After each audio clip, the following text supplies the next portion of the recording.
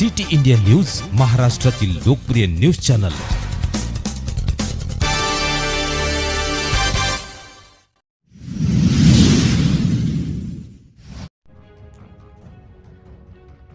एक मोठी बातमी येत आहे अरोलीमधून। बंद रस्ते झाले खुले। स्थानिक दुकानदार झालेले अतिक्रमण, रूम मालकांची मनमानी, शालेय मुलांना खर्रा, पान, सुपारी, तंबाखू विकणारे पानठेले मालकावर ठोकणार बेड्या।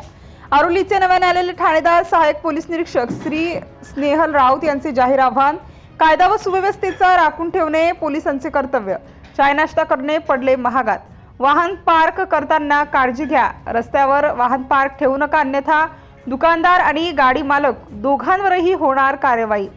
निरंतर होणार कार्यवाही। खाकी वर्दीचं वेगळंच रूप। 2 दिवसात जिंकले अरोली वासियांचे मन। महिलांनी व ग्रामस्थांनी केले अरोली पोलिसांचे मानले आभार।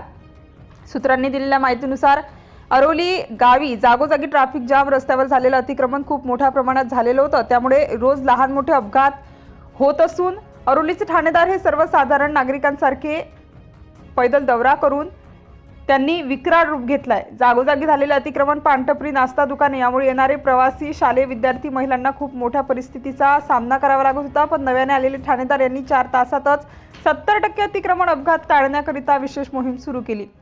अरोली अपंग महिला, लहान मुलं व अन्य नागरिक फिरायला येऊन घेतला आनंद। निर्भीड अधिकारी यांना पण राजकारण भोवणार काय? अधिकारी यांची बदली कुठेही केली तरी कार्यशैली बदलणार नाही। जनतेचे रक्षक एपीआय राजेश जोशी, एपीआय निशांत फुलेकर। सदरची कार्यवाही नागपूर ग्रामीणचे सिंगम पोलीस अधीक्षक श्री हर्ष पोद्दार, अप्पर पोलीस अधीक्षक रमेश धुमाळ, उपविभागीय अधिकारी रामटेक रमेश बरकते यांच्या मार्गदर्शनात सहाय्यक पोलीस निरीक्षक स्नेहल राऊत व यांची संपूर्ण टीम करत आहे। सिटी इंडिया न्यूज करिता नागपूर जिल्हा विशेष प्रतिनिधी गौरी गणेश बोरकर सह पूनम लांजेवार।